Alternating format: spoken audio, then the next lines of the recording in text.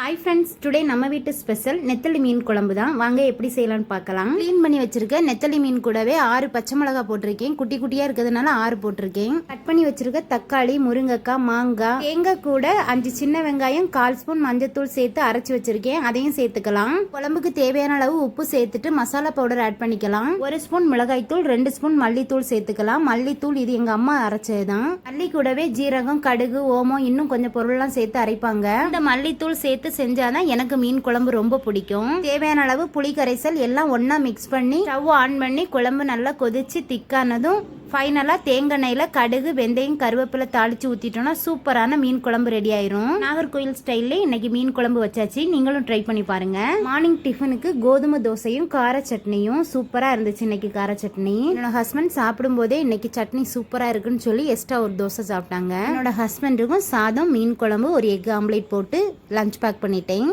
எங்க அம்மா வரும்போதே ஊர்ல இருந்து செந்துளம் பழம் வாங்கிட்டு வந்திருந்தாங்க.